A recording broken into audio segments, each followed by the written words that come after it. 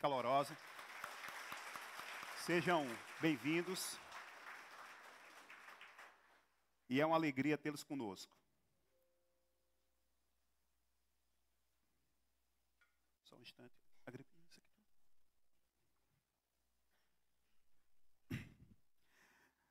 No próximo domingo, nós vamos celebrar o Dia das Mães. E eu acredito que muitos aqui conhecem a minha maravilhosa mãe, Dona Fátima. Ó, a pessoa já começa a rir, não é uma figura com muitas histórias. E além de ter talento para fazer filho bonito, a minha mãe... Eu não entendi a risada de vocês. Ô, Sharon. Além de ter esse dom dado por Deus, a minha mãe também foi agraciada com a capacidade de fazer docinhos excelentes. Durante muitos anos, na verdade, a minha mãe trabalhou com isso. E ela fazia doces para casamentos, para 15 anos. Era comum que, durante muito tempo, em todos os finais de semana, minha mãe estivesse lá na sua cozinha e pegava um pouco da sala também, da casa toda. Tinha doce espalhado pela casa toda, fazendo centenas e às vezes milhares de doces para serem entregues em muitas festas que foram realizadas aqui na nossa cidade. Muitas vezes a gente acabava ajudando a minha mãe também, né? Tinha que estar lá. E você imagina o trabalho que dá fazer uma quantidade dessa de docinhos pequenininhos. E algo que viabilizava essa ação, esse serviço, eram os moldes. Sem isso, certamente, a minha mãe não conseguiria fazer tudo aquilo que ela fazia. Havia uma estante, quase que um quarto lá na nossa casa, cheio de moldes, formatos de coração, de bolinha, maiores, menores. E aí, basicamente, o trabalho era fazer a massa, fazer o recheio e colocar dentro desses recipientes para que os docinhos saíssem todos simétricos naquele formato desejado. É óbvio que muitas vezes havia algo que diferenciava um dos outros. Uma decoração com a cor diferente da outra, uma letrinha que era colocada no doce, mas em estrutura, em formato, aqueles doces eram todos iguais, pelo menos aqueles que seguiam o mesmo molde. E nós estamos iniciando uma nova série de mensagens nesse mês de maio, que fala sobre algo que também foi moldado, que também foi criado para ter um padrão e que pode sim apresentar algumas diferenças, algumas nuances, mas que tem essa estrutura definida para ser da forma como foi criado para ser. Eu estou falando sobre a família. Mês de maio, frequentemente, é o mês onde nós dedicamos as pregações e os estudos da nossa igreja a essa temática, e nesse ano não vai ser diferente. E esse ano nós vamos meditar sobre aquele que podemos chamar do molde original para nós, que é a primeira família.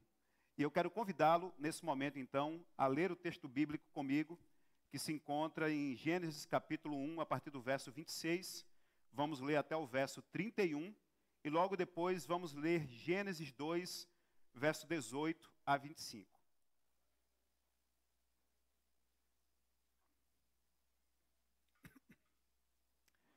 Gênesis capítulo 1, verso 26 a 31, e depois Gênesis 2, versos 18 a 25.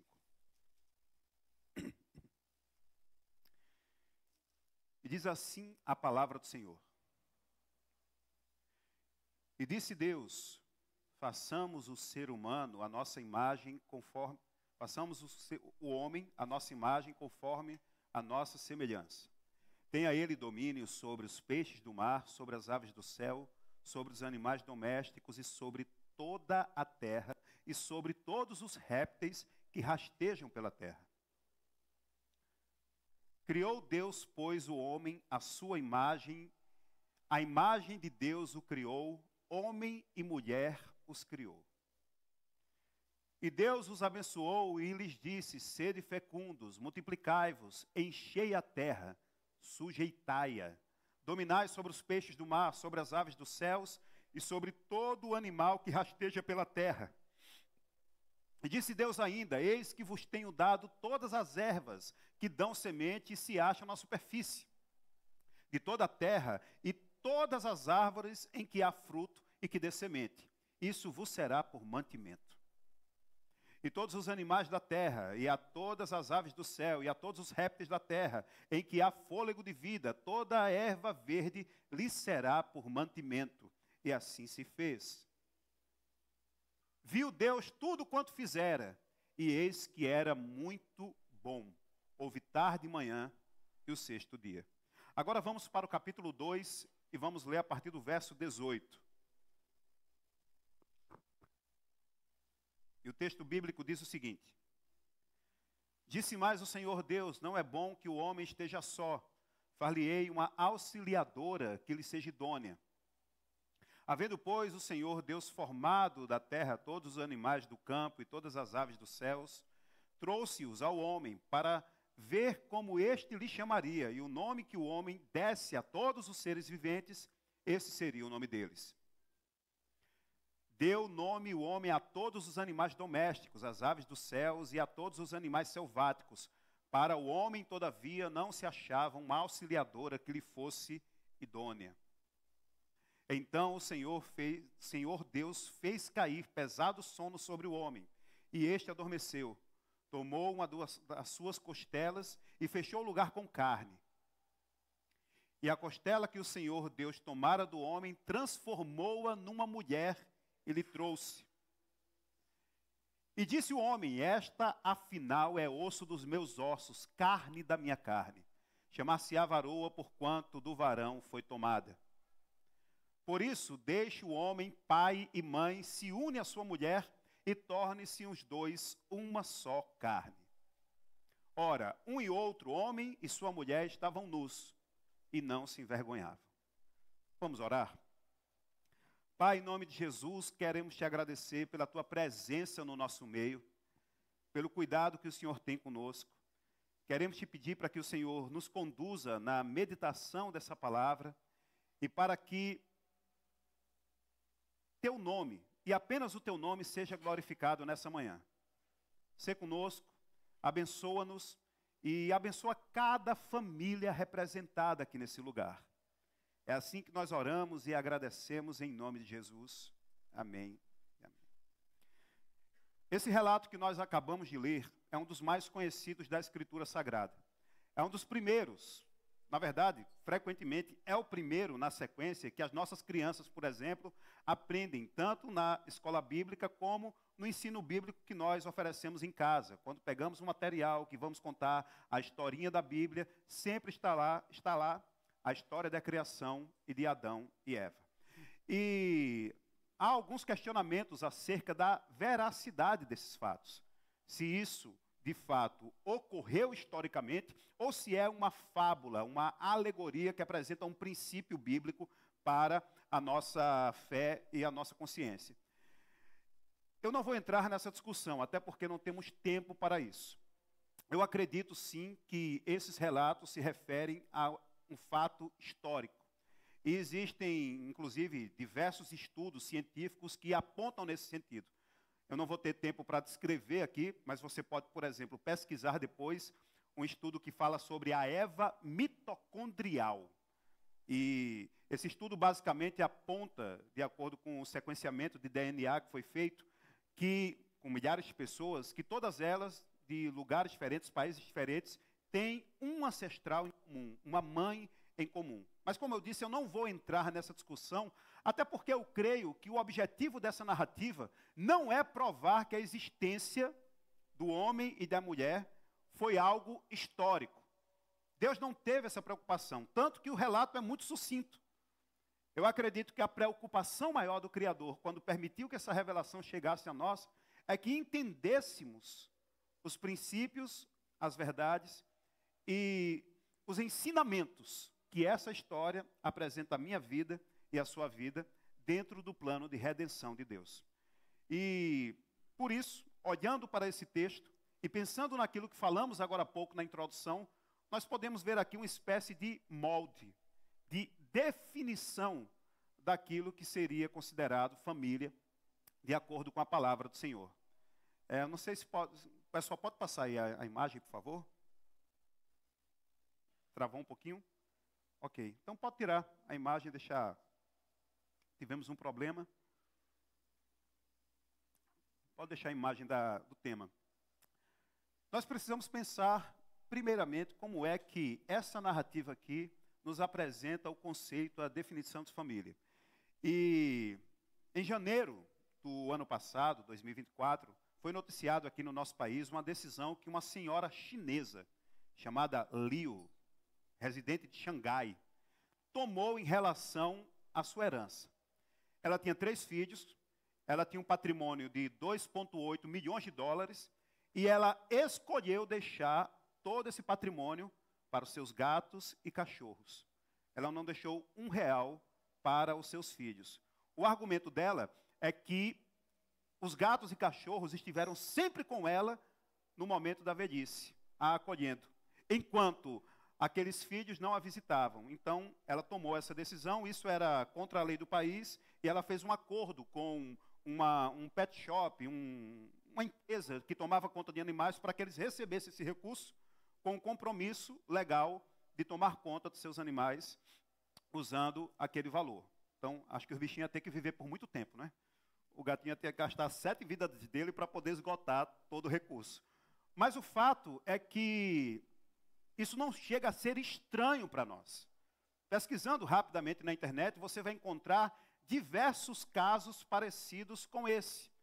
E isso é apenas uma das demonstrações que nos mostra, que nos apresenta o fato de que o conceito de família hoje é muito fluido. É muito ligado ao sentimento e à idealização que cada um faz do que é esse projeto. De uma maneira geral, para muitos hoje, família pode ser qualquer coisa. Família é algo muito mais ligado a um sentimento que eu tenho em relação a algo ou a alguém, do que necessariamente um padrão estabelecido desde a criação que determina o que é e o que não é. Olhando para esse texto, como eu disse, nós vamos encontrar algumas bases, alguns pilares que estabelecem, do ponto de vista bíblico, e aqui eu quero me apegar a essa ideia, o que a Bíblia diz, que estabelecem o que é família. E sobre que fundamento Deus criou a família. O primeiro desses pilares é a similaridade. Se nós lermos o texto que está em Gênesis capítulo 1, no versículo 27, nós vamos encontrar a informação de que Deus criou o homem e a mulher à sua imagem e semelhança. Deus criou o homem e a mulher à sua imagem e semelhança. E isso nos faz mais parecidos com Deus do que qualquer outro elemento ou ser desse mundo no qual nós vivemos. Em que sentido nós temos a imagem e semelhança de Deus? No fato de que, mais do que qualquer outro ser, nós apresentamos atributos similares ao que encontramos no Criador. Dentro da teologia, nós descrevemos isso como atributos comunicáveis e incomunicáveis. Os atributos incomunicáveis são aquelas características que pertencem apenas a Deus e que não têm um reflexo em nós. Por exemplo, imutabilidade é um atributo que pertence apenas a Deus. Nós mudamos, nós somos mutáveis. Tanto nas nossas escolhas, tanto nas nossas preferências, como também na nossa estrutura. Eu já pesei 68 quilos. Hoje não mais. As coisas mudam. A onipotência, Deus pode todas as coisas, nós não podemos. Onipresença, Deus está em todo lugar, nós não estamos. Porém, existem outros atributos que pertencem a Deus e que são encontrados em nós, não da maneira perfeita e absoluta como são encontrados em Deus, mas que estão em nós. Por exemplo, a criatividade. Deus é um ser extremamente criativo. Basta olhar ao nosso redor, basta olhar para esse salão, olharmos uns para os outros para ver como Deus ele é magnífico na diversidade daquilo que Ele traz à existência. E essa criatividade também está em nós. Nós nos impressionamos com aquilo que, como humanidade, nós somos capazes de criar, de gerar. Vivemos na era agora da inteligência artificial e é impressionante. Na verdade, eu não sei se para você, mas para mim é assustador o que está sendo feito e o que, com apenas alguns comandos, nós podemos gerar. Então, a criatividade também está em nós. O amor. Ah, pastor, os bichos também amam. Alguns sim concordam, outros são apenas instintivos. Mas nenhum outro ser desse mundo consegue amar de maneira tão parecida com o amor de Deus do que os homens. Governo. Claramente o texto, e nós vamos falar sobre isso daqui a pouco, claramente o texto diz que nós fomos criados para exercer governo, domínio sobre a criação. E, obviamente, temos um soberano sobre nós, mas isso é um traço do ser de Deus que é encontrado em nós também. Então, mais do que qualquer outro ser, mais do que qualquer outro animal, mais do que qualquer outro elemento da criação, nós nos parecemos com o nosso Criador. Fomos criados à sua imagem e semelhança. Além da similaridade, um outro aspecto fundamental na criação do homem e da mulher é a complementariedade. Homem e mulher foram criados diferentes, mas complementares. Vamos ler o texto de Gênesis capítulo 2, verso 18. E o texto vai dizer o seguinte: disse mais o Senhor, não é bom que o homem esteja só. E os homens dizem, amém. Vamos lá. Ô, gente. Vamos lá. Não é bom que o homem esteja só. Far-lhe-ei uma auxiliadora que lhe seja idônea. Deus formou o homem e a mulher de forma diferente, graças a Deus. Louvado seja o Senhor por isso. Mas essa diferença é complementar. Ela é complementar anatomicamente. Ela é complementar em termos de função, e ela é complementar também em termos emocionais. Nós vamos claramente perceber que existem essas diferenças e que elas não são um defeito ou uma carência que existe em um em outro. Mas Deus criou dois seres diferentes, porém complementares, para que eles juntos exercessem a função que ele estabeleceu para aquele casal que é de acordo com a sua imagem e semelhança. É isso que está narrado aqui em Gênesis capítulo 2. Nós somos a imagem e semelhança de Deus, mas como homem e mulher, somos complementares um com o outro, por conta da diferença abençoada que Deus estabeleceu entre um e outro. Além de complementares, nós também temos uma unidade quando nos estabelecemos como família. O texto de Gênesis, no capítulo 2, finalzinho do capítulo 2, verso 24 e 25, diz o seguinte: por isso deixará o homem pai e mãe, e se unirá à sua mulher, e tornar-se-ão os dois uma só carne. Essa união indissociável que Deus estabeleceu entre Adão e Eva, quando não apenas os criou e os orientou, mas os uniu, é algo também que marca a ideia de família. É por isso, gente, que Deus é contra o divórcio. A Bíblia permite o divórcio em casos excepcionais, segundo Mateus capítulo 19, verso 8, por causa da dureza do coração do homem. Mas a vontade de Deus nunca foi que isso acontecesse. Deus é contrário a isso. É óbvio que a misericórdia do Senhor e a graça do Senhor está sobre todos nós, mesmo quando, por motivos diversos, não conseguimos viver o propósito que Ele estabeleceu para nós. Mas claramente o propósito de Deus na criação, no molde que Ele estabeleceu para o homem e para a mulher, é que eles se unam numa unidade tão plena, absoluta, numa aliança tão forte, que eles se tornem, como a Bíblia diz, uma só carne. Isso não tem um aspecto literal, no sentido físico, a ponto de que uma dor que Vivian sinta, uma topada que ela leve, doa em mim fisicamente, mas isso traz uma ideia de aliança absoluta, que faz com que, a partir do momento em que nos unimos, fisicamente, emocionalmente e com a função em comum, tenhamos o mesmo coração e uma mesma alma.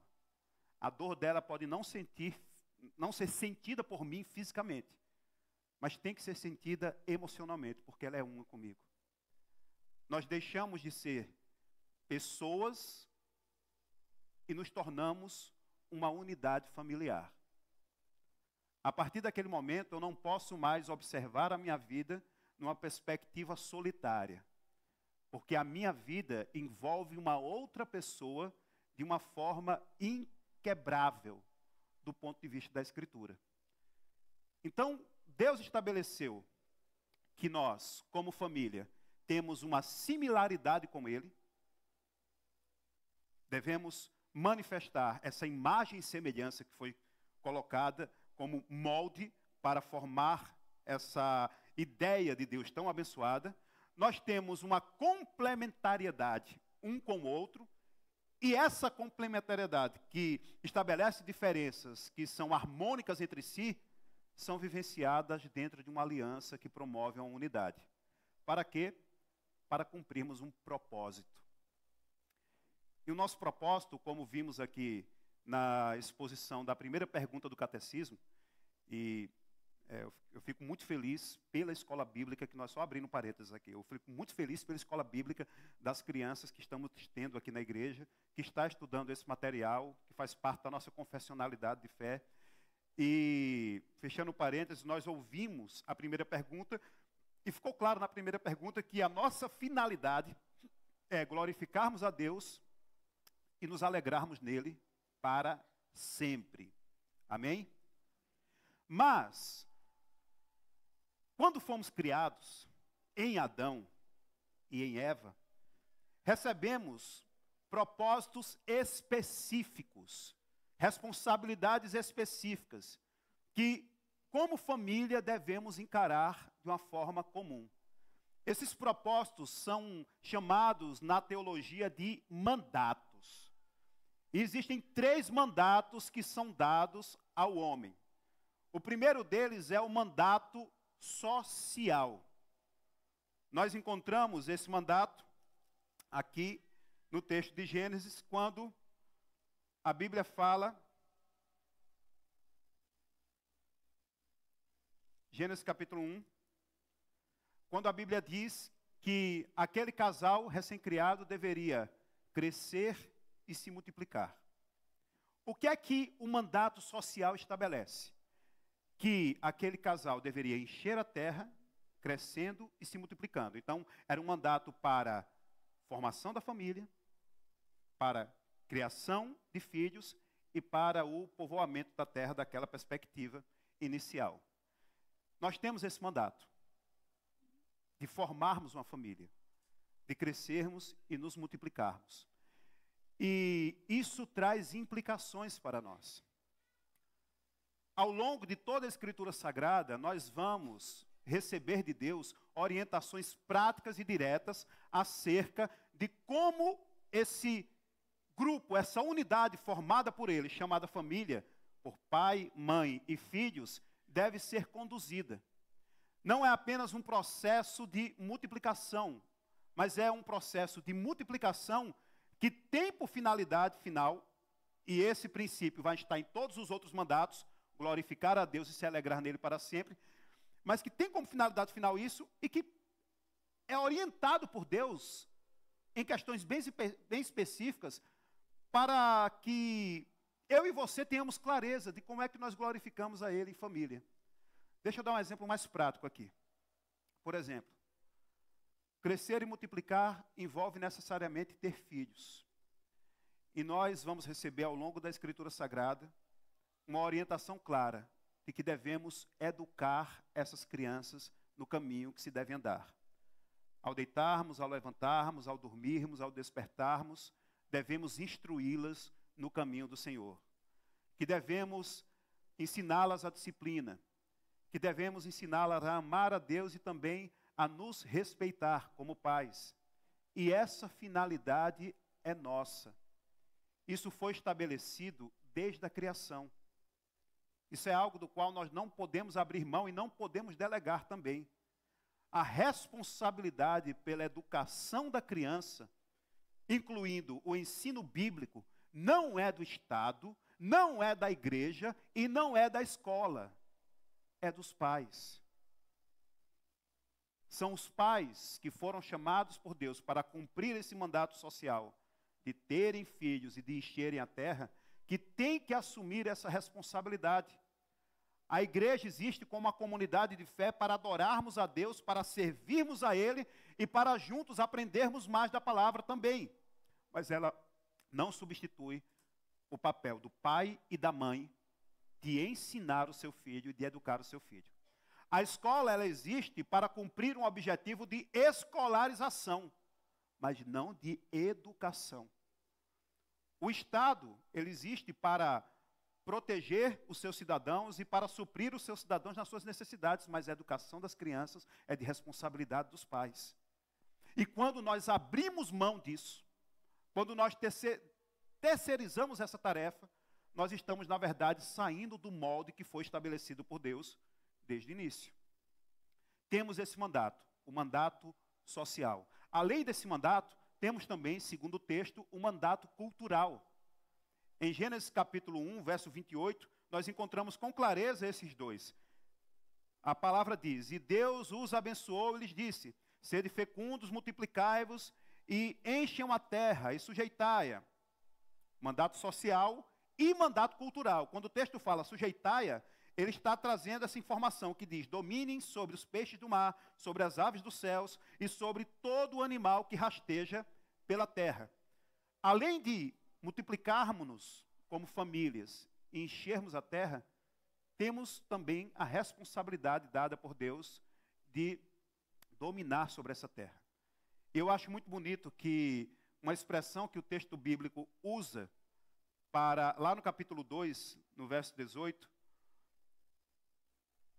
é que, no verso 15, perdão, é que Deus, ele criou Adão e colocou no jardim para que ele cultivasse e guardasse o jardim. A sua responsabilidade de cultivar e guardar o jardim é uma responsabilidade que repousa sobre nós até hoje, homens, e que conta com o auxílio de vocês até hoje, mulheres. Esse mundo é o nosso jardim. E nós devemos zelar por ele e também proteger aqueles que neles estão. E isso envolve o nosso lar, a nossa família. O mandato cultural envolve, sim, desenvolver os seus 12 talentos para abençoar pessoas, para trabalhar da maneira mais eficaz possível, mas envolve, numa visão mais próxima, mais micro da realidade, envolve a nossa responsabilidade, homens aqui presentes, como provedores do lar, como pessoas que vão trabalhar e vão fazer com que os dons e talentos que Deus nos deu sejam eficazes, produtivos nessa cultura. Envolve a nossa atitude de proteção daqueles que Deus colocou sobre a nossa responsabilidade. E isso certamente conta também com a nossa costela, com aquelas que foram criadas por Deus para serem as nossas auxiliadoras idôneas, que não são menos importantes e que estão juntas conosco no cumprimento desse papel, cumprindo sim responsabilidades e funções diferentes. E isso também é claro. E é um dos aspectos estruturais mais questionados nos nossos dias. Essa ideia de que homem e mulher são absolutamente iguais, isso, além de ser mentiroso, segundo a Escritura Sagrada, é desvantajoso para ambos. É desvantajoso para ambos. Eu não tenho a menor expectativa de, numa situação em que eu esteja com a minha esposa e as minhas 2 filhas, e alguém queira agredir a nossa família, eu não tenho a menor expectativa que a minha esposa tome uma atitude de nos defender. E se ela fizer isso, nesse momento, ela está errada. Ela está ocupando um papel que está sobre a minha responsabilidade. Eu, como homem da casa, eu tenho o papel de defender a minha família, de cuidar da minha família. E Vivian, como mulher da casa, do lar, ela cumpre o seu papel de ser aquela que está comigo em tudo aquilo que nós fazemos para o bem do nosso lar, para o bem da nossa casa. Então, esse mandato cultural não é apenas algo que envolve o mundo, mas que envolve a administração do lar que Deus colocou sobre a nossa responsabilidade. E o último mandato é o mandato espiritual. Deus nos chama para crescermos e nos multiplicarmos e enchermos a terra. Deus nos chama e chamou Adão e Eva como família para que eles sujeitassem juntos a terra e dominassem sobre a terra, fazendo-a produtiva, que eles cultivassem e guardassem o jardim. E Deus nos chama também para que eles tenham um relacionamento pessoal e espiritual com o Senhor. O Senhor deu uma orientação muito clara àquele casal. Obedeçam a minha palavra, não façam aquilo que eu proibi, no caso, comer da árvore do conhecimento do bem e do mal, e tenham comunhão comigo. A Bíblia diz que o Senhor ia ao encontro deles e que tinha plena comunhão com eles. E isso é algo também que nós devemos buscar e prover. A obediência à palavra de Deus é algo que abençoa e que estrutura toda a casa. Não é à toa que no final do Sermão do Monte, quando Jesus prega e faz uma síntese do ensino do reino de Deus, ele termina esse sermão trazendo a ilustração da construção de uma casa. E diz claramente: aqueles que ouvem as minhas palavras e as obedecem, são semelhantes a alguém que constrói a casa sobre uma rocha. E os que fazem o contrário são semelhantes a alguém que constrói uma casa sobre areia. E quando vierem as provações, as tentações e as lutas, a primeira vai permanecer firme e a segunda vai ruir. Portanto, a obediência é algo que sustenta o nosso lar. É algo que sustenta a nossa vida. E a busca pela presença de Deus também é algo do qual nós não devemos abrir mão. Nós vamos falar ao longo dessa série sobre esse momento de quebra. E isso fez com que Adão e Eva, que tinham pleno contato e comunhão com o Senhor, que tinham plena comunhão com o Senhor, fugissem dele quando ele se aproximava. Que Deus nos livre dessa dinâmica.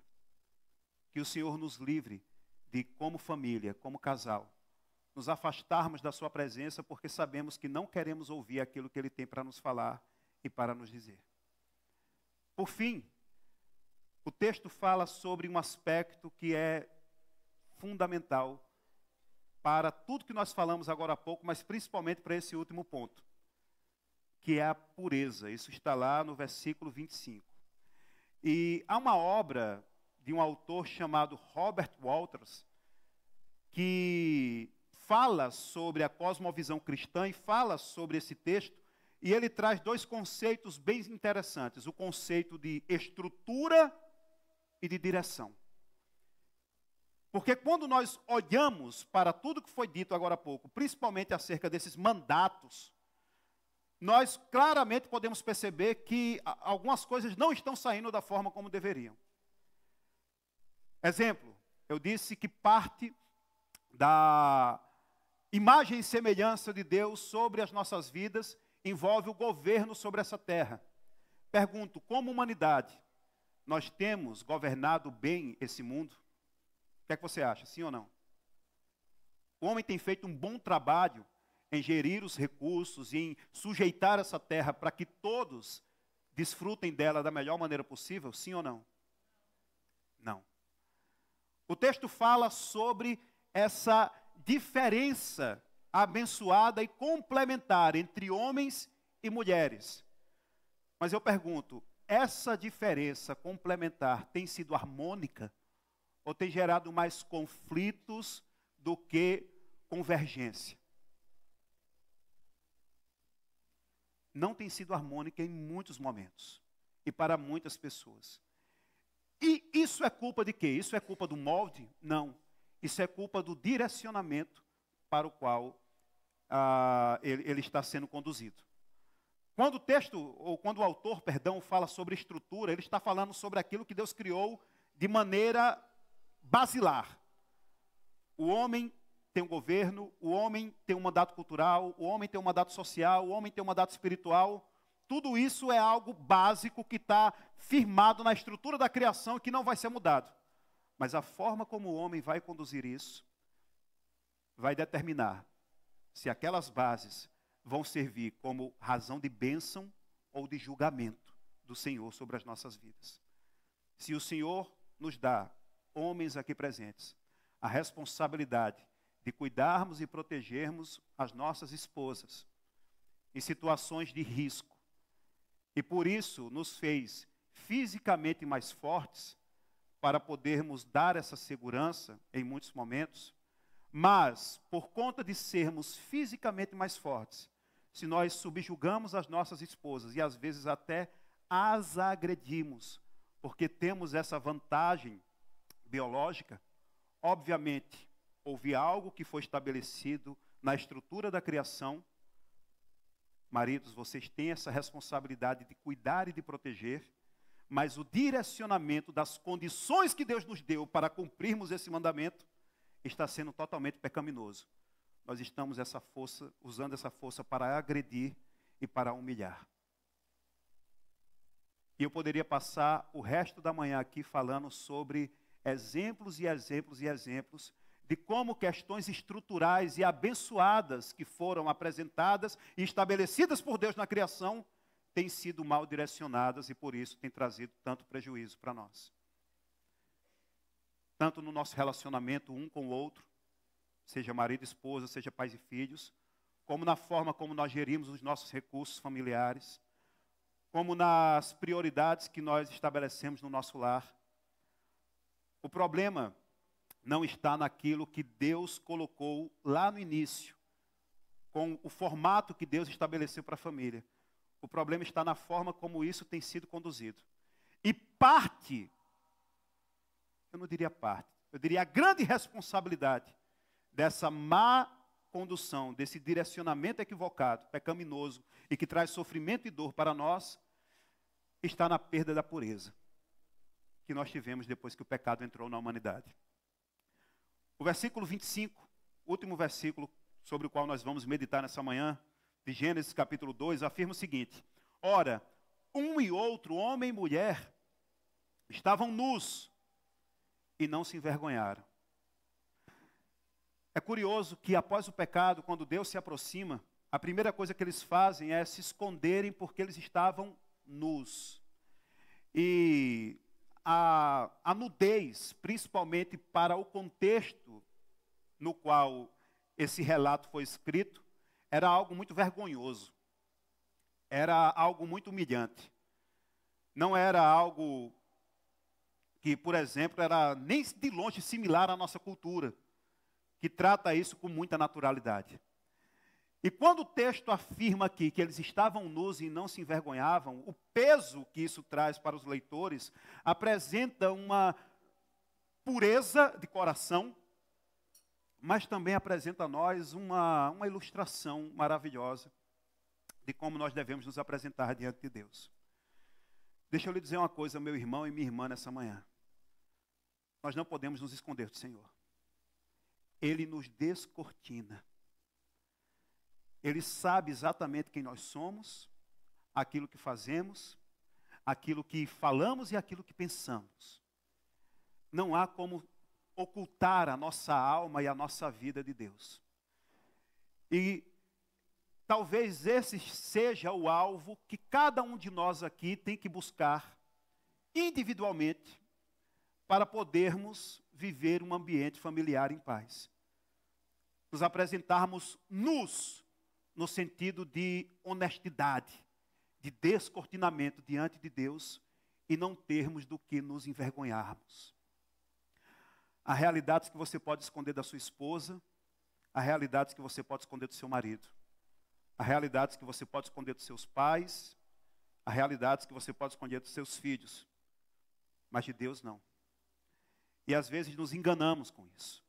Às vezes nos conformamos com o fato de que os nossos pecados e os nossos direcionamentos carnais, perniciosos, mais destrutivos, estão ocultos aos olhos dos outros.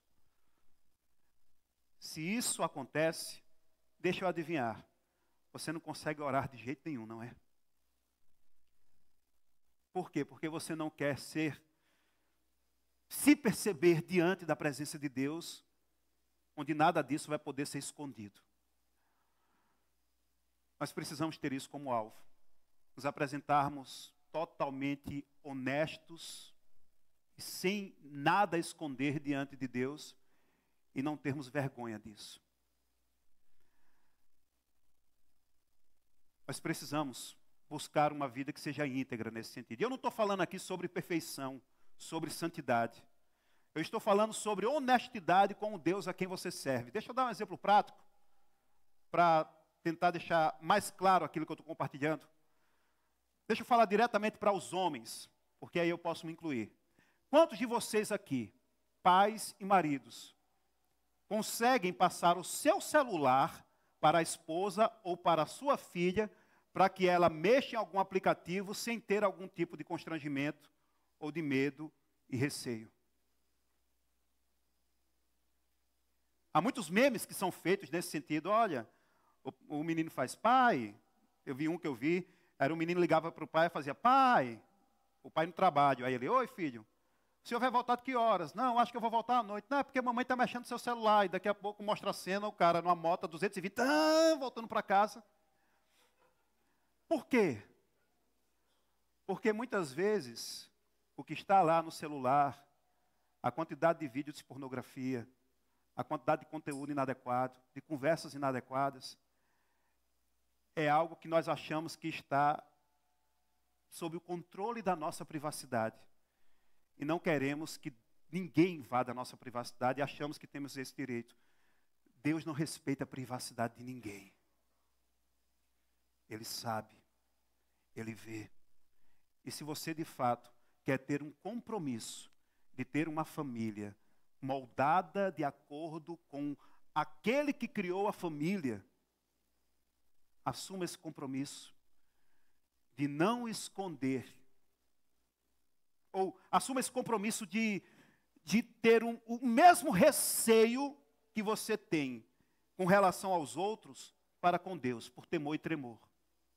Não se contente em ser alguém que se sente seguro porque está escondido, como Adão e Eva, quando Deus estavam chegando. Ele vai encontrar você, Ele vai encontrar vocês.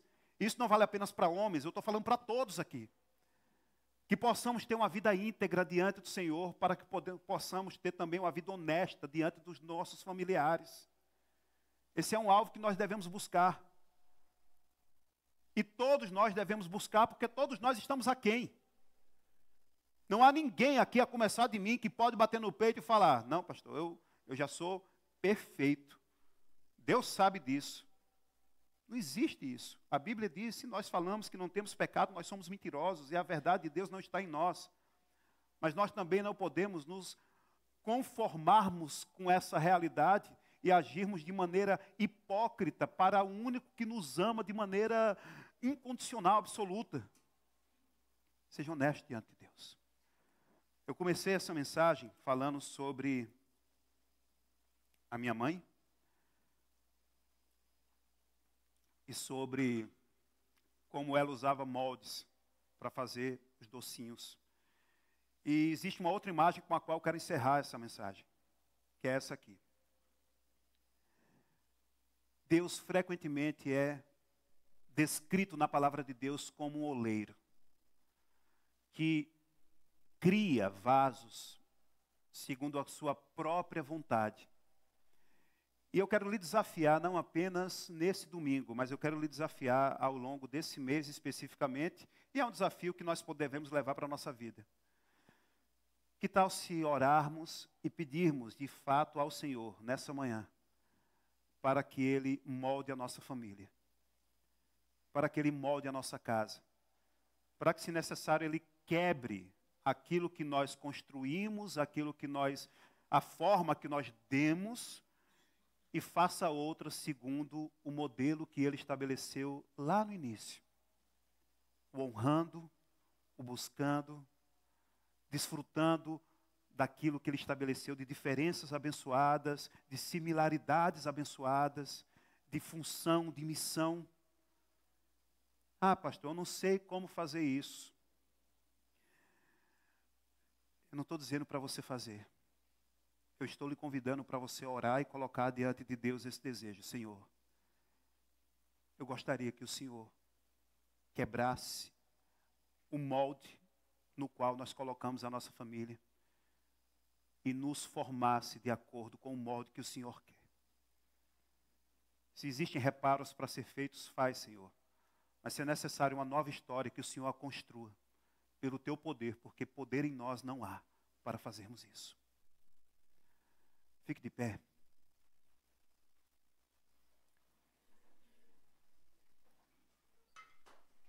Feche seus olhos.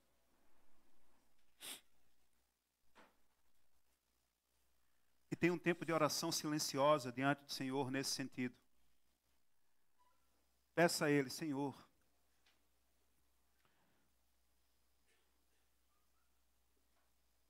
que a minha casa, que a minha família, que a minha vida se adequem ao que o Senhor diz que é certo e que é bom. Que o Senhor quebre todas as minhas vontades e todo o desejo que há no meu coração de fazer aquilo que o Senhor condena. Que o Senhor nos traga para uma realidade, meu Deus, de submissão, mas de uma submissão confiante e alegre. Daquele tipo, Pai, que traz paz ao nosso coração, porque entregamos-nos completamente e o Senhor, Deus, faz o que precisa ser feito. Tem misericórdia de nós, Pai. E eu peço que o Senhor converta o coração de pais aos filhos aqui presentes e o coração de filhos aos pais. Que o Senhor, em nome de Jesus, também converta o coração de esposos a esposas e de esposas aos seus esposos. Que o Senhor promova, meu Deus, essa sujeição mútua a partir de uma sujeição completa a Ti. É isso que a Tua palavra fala, Pai. Em Efésios, no capítulo 5. Que nós devemos nos sujeitar uns aos outros no temor de Cristo. Que o Senhor abençoe cada família representada aqui nesse lugar, Pai. E eu não tenho a consciência de todos os problemas, todos os ajustes, todas as disfunções, todas as chagas, todas as dores e tristezas que estão presentes nas mentes e nos corações dos teus filhos e filhas que estão aqui nessa manhã. Mas o que eu peço, Pai, crendo que a Tua presença é real nesse lugar, é que o Senhor venha, haja, cure, conduza, molde, Pai. E que cada oração que está sendo feita nessa hora, no sentido, Pai, de que a casa seja abençoada, de que o casamento seja abençoado, de que os filhos sejam abençoados, que cada oração que está sendo feita nesse momento, em nome de Jesus, seja respondida, Pai, de uma forma que Teu nome seja glorificado. Ó Deus, em nome de Jesus, nós queremos orar também de maneira especial por aqueles que não estão aqui. Há muitos familiares que estão aqui presentes nesse lugar, com o coração sangrando, porque, meu Deus, seus maridos, suas esposas, seus filhos, suas filhas, seus pais, não abraçam a mesma fé, não têm essa segurança que nós podemos encontrar em Ti. Tem misericórdia de nós, Pai, tem misericórdia de nós, Senhor, em nome de Jesus. E alcança, meu Deus, os nossos que ainda não fazem parte da tua família, da família da fé. Em nome de Jesus, Pai. Gera conversão nos corações endurecidos. Gera mudança, Pai, de mente e de atitude. Santifica as mãos, os olhos, os pés, os lábios. Que o Senhor faça a tua obra, porque só o Senhor pode fazer, nós não fazemos. Essa força não está em nós. Tem misericórdia em nome de Jesus, Pai. Em nome de Jesus. Amém e amém. Louvemos o Senhor.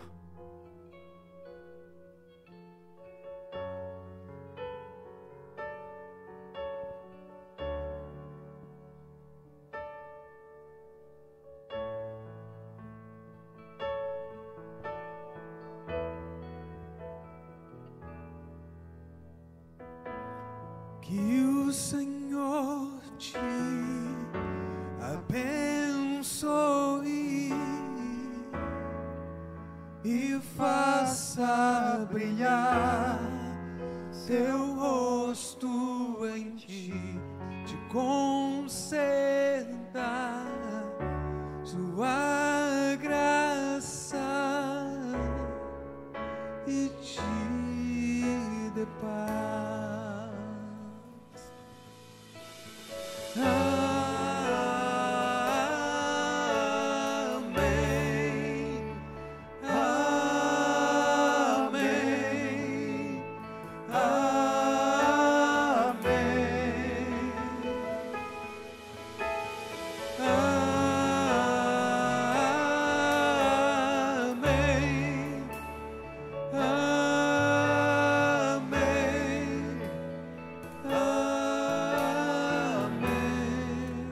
Quero chamar aqui na frente o presbítero Renato, o presbítero Cledson e também o pastor Guilherme.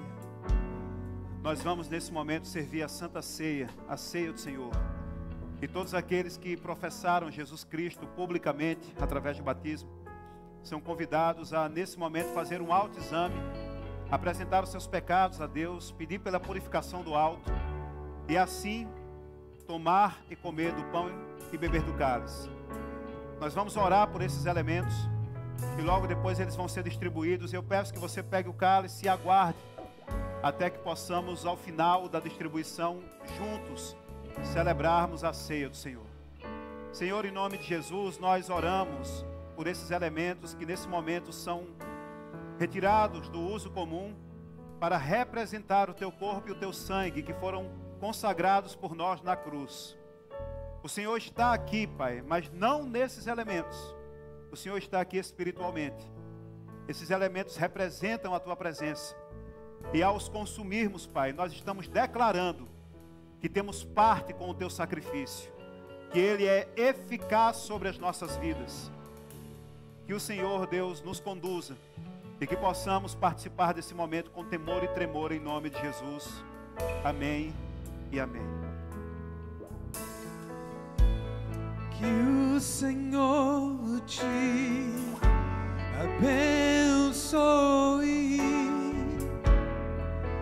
e faça brilhar seu rosto em ti, te conceda sua graça e te dê paz.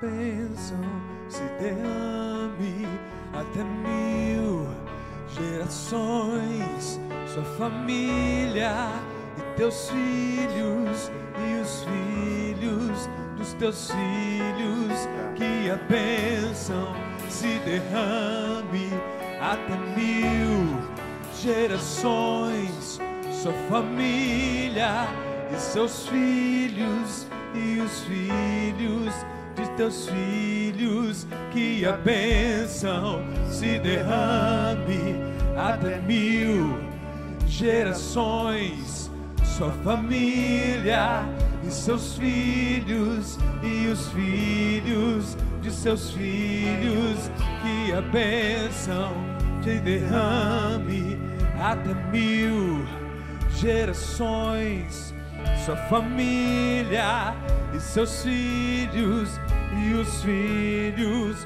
de seus filhos, sua presença te acompanhe por detrás, por diante, do teu lado e em ti, é contigo, é por ti, e de dia e de noite, sua entrada e saída, e teu riso e teu choro, é contigo, é por ti.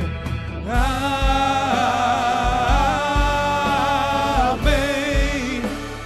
amém, amém,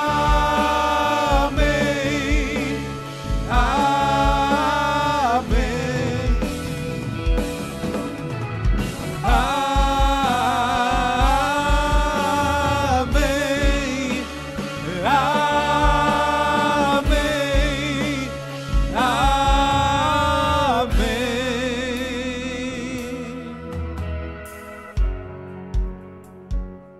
Aleluia.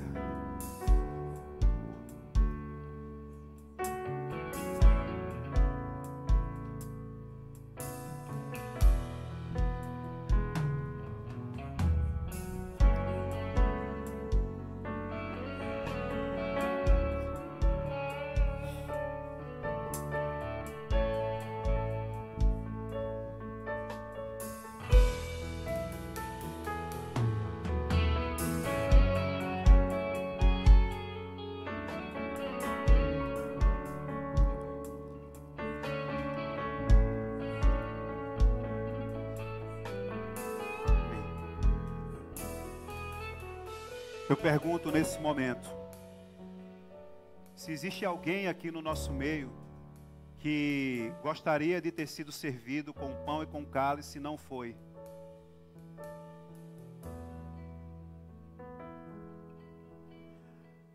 Na noite em que foi traído, o Senhor Jesus tomou o pão e, tendo dado graças, o partiu e disse: esse é o meu corpo que é dado por vós. Façam isso em memória de mim.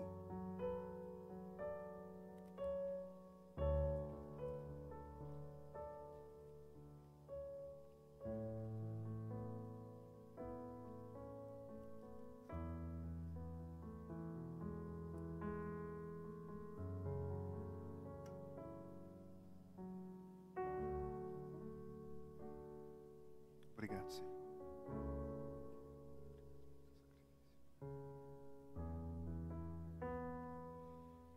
Por semelhante modo, o Senhor tomou o cálice e disse: esse é o cálice da nova aliança no meu sangue.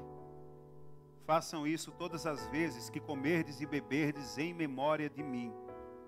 Porque todas as vezes que comerdes do pão e beberdes do cálice, anunciais a morte do Senhor até que Ele venha, e Ele virá.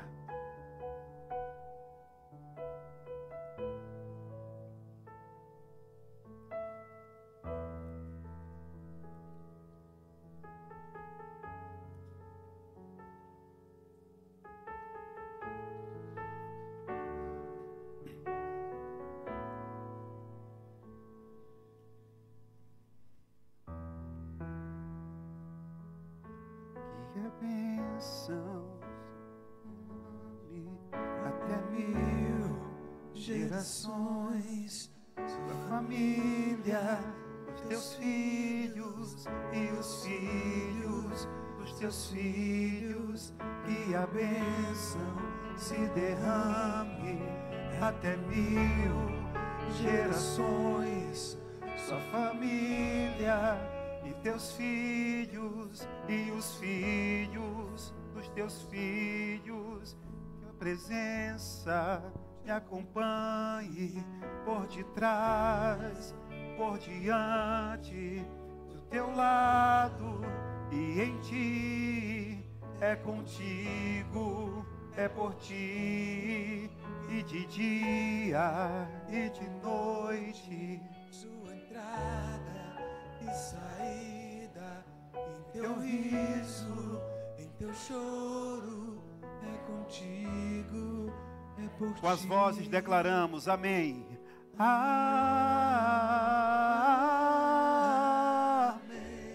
Que essa bênção esteja sobre as nossas famílias. Que essa bênção nos acompanhe. Que ela se derrame sobre os nossos filhos.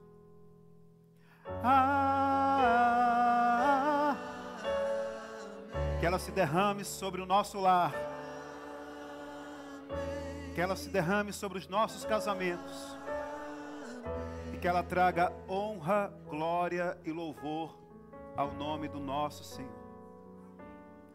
Que a graça do nosso Senhor Jesus Cristo, o amor de Deus, o nosso eterno Pai, o poder, a comunhão e a consolação do Espírito Santo do Senhor, repouse sobre todos nós e sobre todo o povo de Deus espalhado pela face da terra, hoje e para todo sempre. Amém e amém. Deus abençoe vocês.